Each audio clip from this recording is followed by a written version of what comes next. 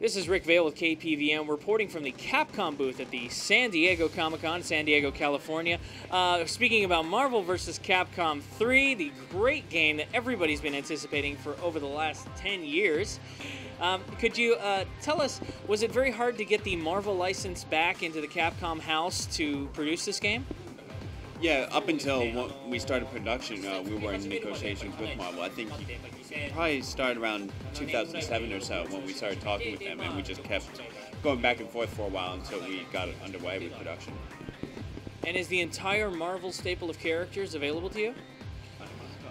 No, we were in negotiations throughout the process of which characters to use, and Marvel, of course, had some recommendations and ones they wanted to see appear in this game, and so we tried to balance the game in regards to those requests.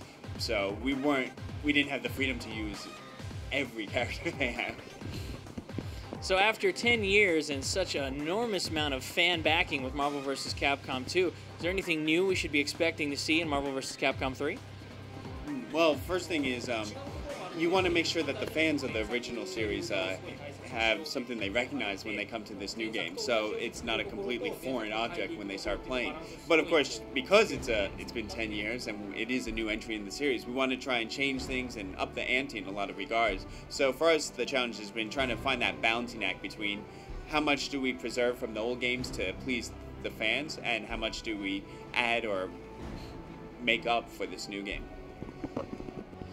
And did you find any programming or creative difficulties moving from the 2D style of artwork into the three-dimensional artwork? Oh yeah, it was pretty hard because, I mean, 3D, well, first of all, 3D is good because you're able to show those whole over-the-top extreme moves that this series is known for. So in that regard, it's good. But because we're transitioning from 2D to 3D, we had to pretty much redo all the characters from scratch. So it wasn't like before where we could just take them from wherever. Everything had to start with a new slate.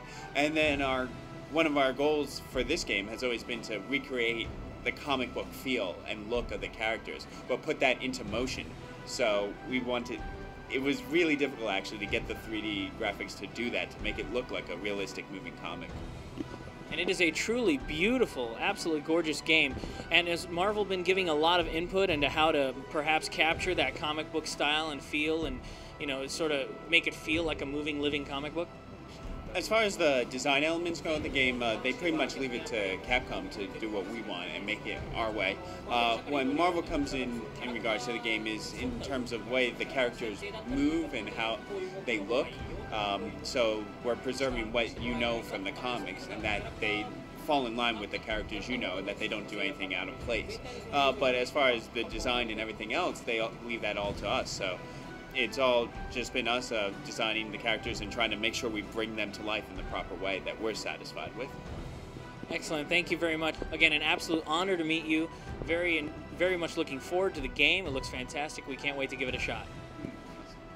Thanks a lot for your kind words, and I'm working really hard to make sure I finish the game on time to get it in your hands. This is Rick Vale reporting for News 46.